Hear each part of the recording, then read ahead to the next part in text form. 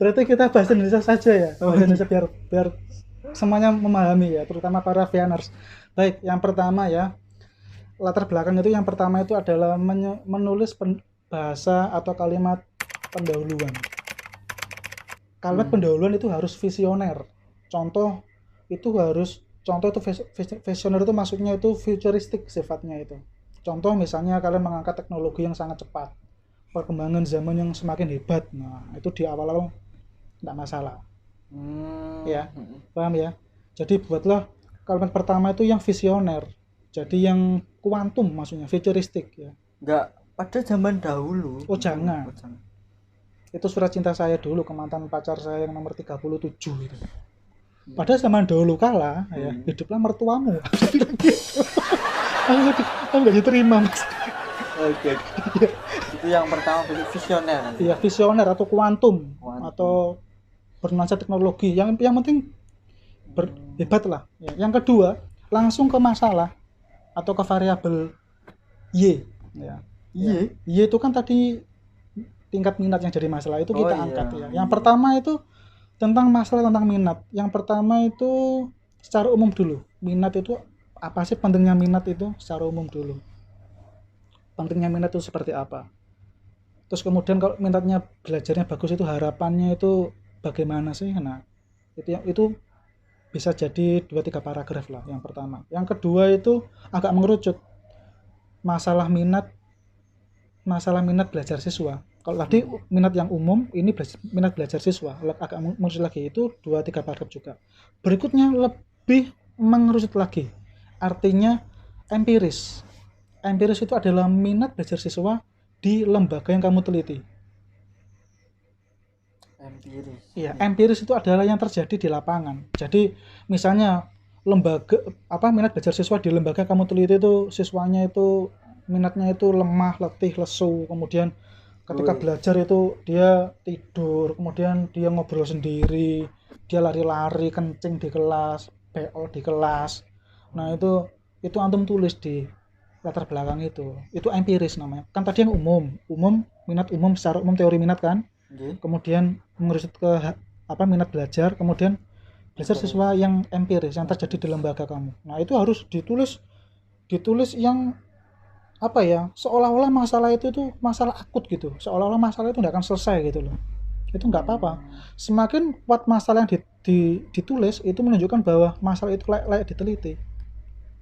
Semakin kuat masalah yang ditampilkan, berarti ini benar-benar masalah nih, layak diteliti gitu. Okay. Yang baca kan, ini masalah nih, masa ada siswa perempuan beol di dalam kelas. Kan kelihatan anunya nanti. Iya. Kelihatan apanya? Kotorannya. Iya, kotorannya. Iya. Nah, kemudian setelah antum menulis tentang variabel atau tentang variabel masalah, variabel Y tadi, setelah yang umum dan agak mengerucut, kemudian yang empiris, kemudian tambahkan dalil. Dalil itu dari kitab suci kalau bisa. Ya kan kita kan muslim tuh harus ada integrasi. Dalil tentang minat. Passion. Ya maksudnya itu passion, minat, maksudnya apa ya? Ya tentang minat lah, banyak lah ayat-ayat tentang minat itu. Oke. Jadi itu sudah selesai. Baru setelah itu kita ngomong ke treatment kita, perlakuan kita berikan tentang minum susu tadi. Apa sih keutamaan minum susu itu? Kalau dilihat dari historisnya, dari nilai manfaatnya, dari gizinya, tapi sedikit saja. Jangan banyak, karena itu nanti yang banyak di kajian teori berdua. Oh iya. Ya. Terus kenapa sih kok minum susu? Ya sudah paham ya. Minum susu itu kan sunnah ya, jadi bisa dieksplorasi. Nah, setelah itu juga jangan lupa tulis dalilnya.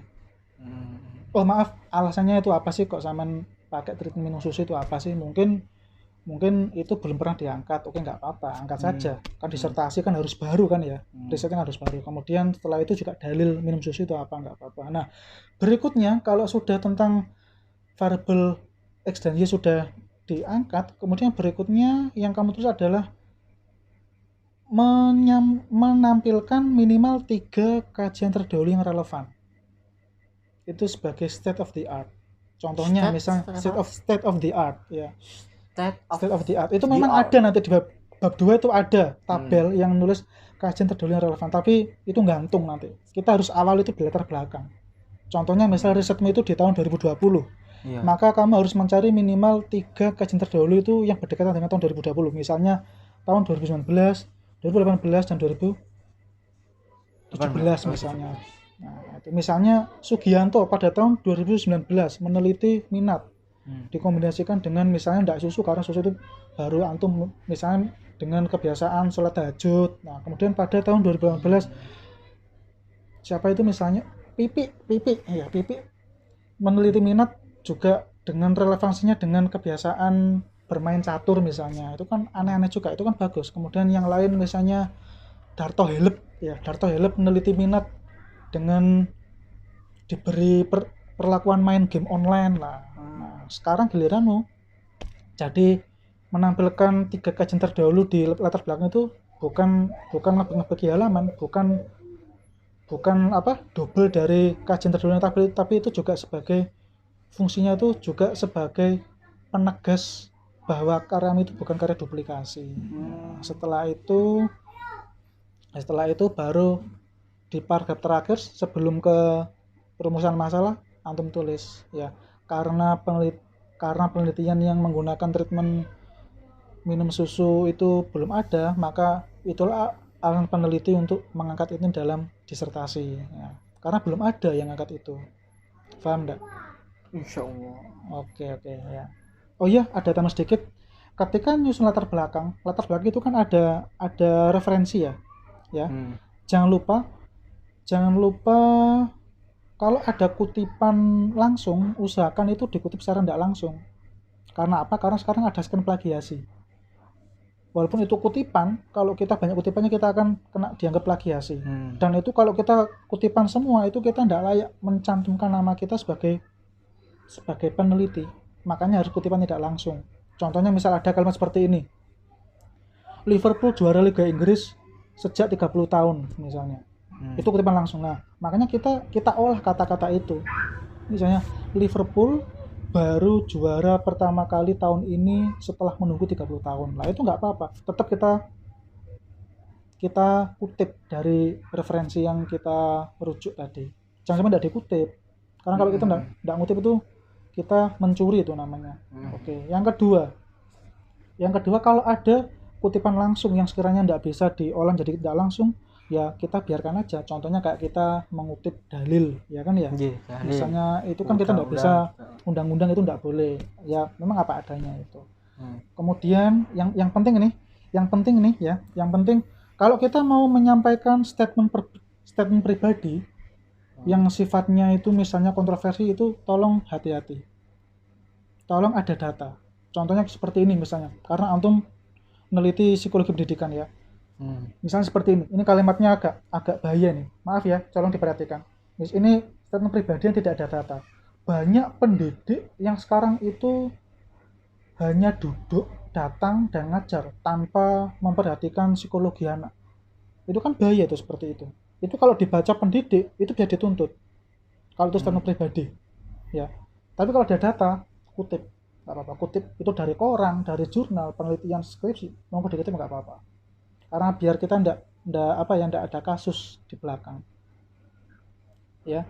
Jadi teman-teman Vianers dimanapun ada berada, ya, di Jerman, Jepang, Thailand, Brazil, Inggris, Italia, Spanyol, ya, Sentul, Tembelang, Jombang. Kalau membuat latar belakang dan judul seperti itu. Jadi temukan dulu masalah, baru setelah itu kita merangkai judul seperti tadi. Jangan dibalik. Jangan pusing judul dulu baru latar belakang, salah. Tapi temukan dulu masalah, kita rangkai ke judul baru kita membuat latar belakang dengan poin-poin yang tadi saya sampaikan. Jadi Pak Fian ini kan sudah malang melintang, jungkir balik di berbagai dunia, Pak ya. Salto jungkir balik ya. Di mana-mana, di beberapa negara ya Pak ya. Iya. Cuman jiwa nasionalisnya masih kan Pak? Jiwa nasionalisme Indonesia. Oh iya. Oh masih Mas. Oh, apalagi sekarang momen mau 17 Agustus Pak. Oh iya, momen kemerdekaan negara Republik Indonesia negara. Ya. Yang keberapa ya lupa saya. Yang ke-75 Pak. Yang ke-75 ya. Oh iya. Bener 75. Bener. Oh iya. Saya lihat baliho-baliho di pinggir jalan. Oh iya. Jadi saya nggak lupa. Iya. Ya saya tetap nasionalisme tetap Indonesia mas. Buktinya ya saya kalau kemana-mana, jadi sahabat-sahabat Veners, saya kalau bepergian ke luar negeri, ke Jerman, ke Jepang, ke Korea, ke mana, ke kemanapun lah, ke Inggris, itu saya selalu memakai bahasa Indonesia. Saya tidak pernah pakai bahasa Inggris, tetap saya pakai bahasa Indonesia. Jadi saya pengen menunjukkan kepada dunia bahwa Pak Fian tidak bisa bahasa Inggris. Luar biasa banget. Iya. Ya kalau saya bahasa Inggris ya bisa bahasa Inggris ya, saya menggunakan bahasa Inggris ya. Karena saya tidak bisa bahasa Inggris, ya bahasa Indonesia itu tadi. Bono coro kodo atau sawolo. Enak kalau kita ke imigrasi orang luar gitu, kita ditanya what's your name, where do you come from, kita jawab ono coro kodo atau sawolo mau kebodong nanti imigrasi itu oke next kita tidak akan diteliti. Maka kalau kita jawab my name is Fian, I'm from Indonesia, itu nanti di rumit. Kalau kita jawab yang ono coroko, doto sawolo, mogo bodongo, mangap lah gitu, nanti imigrasi tidak paham, pusing. Jadi next gitu dia. Itu trik ya. Siap Pak. Oke. Jadi terima kasih Pak atas iya. Semisal Pak ya, ini kan teman-teman saya banyak di luar negeri gitu. Jadi kan kalau mau berminat bimbingan lagi sama bisa lewat online gimana? Ya bisa lewat online. Gimana ya. caranya Pak itu? Ya nanti konsultasi bisa lewat WhatsApp, bisa lewat Instagram. Kebetulan saya punya channel YouTube juga. Nanti syaratnya hanya share dan subscribe channel, kemudian follow Instagram juga Pak ya? Follow nggak apa-apa, nggak perlu, yang penting share dan subscribe, kemudian mengirimkan bukti itu ke Instagram, ke DM tadi, ke channel saya Auto Veners mas. Kalau sudah itu, kemudian admin saya menunjukkan oh iya ini sudah subscribe dan share, nanti baru akan saya jawab. Atau kalau saya sempat saya jawab satu persatu, kalau enggak gitu ya saya jawab di video saya berikutnya secara utuh. Jadi semuanya itu pertanyaan masuk ke DM nanti akan saya rangkum, kemudian saya bagikan. Oh ini tanya tentang eksperimen misalnya, oh ini tanya tentang statistik, nanti akan saya jawab di video utuh. Kalau saya enggak sempat menjawab Instagram ya tetap saya jawab, saya usahakan menjawab itu. Oke, mungkin cukup dulu Pak, ini udah gelap Pak. Oh iya. Saya mau pamit pulang. Oh ini dimakan dulu. Dimakan dulu, dihabiskan dulu lah. Ini ada jemblem juga. Kenapa? Tadi kan udah kenyang. Dimakan dulu ini loh, sudah tak siapkan dari tadi kok udah dimakan. Ini Pak, ini. Iya, do you know jemblem? Enggak enak, dihabisin dulu lah. Jangan sungkan. Ini sudah dimakan istri dari kemarin nih. I wish sering makan jemblem. Oh iya. Jadi terima kasih lah Pak. Oke. Besok selanjutnya itu Akbar sama Dindin juga mau ke sini. Akbar yang satunya, bukan Akbar kamu. Tapi mirip kamu anaknya itu. Iya Pak. Akbar saya pasaran Pak. Fotokopian banyak. Oh iya. Wajah saya. Oke. Baik gitu. Jadi gitu aja cukup ya. Nanti kalau kurang jelas nanti bisa komunikasi saya. Kan sudah punya kontak saya, nanti bisa lanjut ke mana. Baik, hati-hati di jalan ya Mas. Siap. Jangan lupa protokol kesehatannya dipakai karena sekarang Covid masih meningkat ya. Oke, gitu aja. Saya mohon maaf karena cuma bisa memberi jamuan jemblem dan ini susu jeruk ini, mohon maaf. Enggak ada yang lain-lain, cuma ini aja. Iya, Pak. Enggak apa-apa ya? Enggak apa-apa. Ya, maklum lah bisnismen. Ya, oke. Oke, silakan. Hati-hati. Sampai ketemu di lain kesempatan ya. Oke. Terima kasih. Bye. Misalnya di kampus cuman kerungu asteroid ya Pak. Pausan pot pausan kok turu aja itu pausan bro, iki sotek iki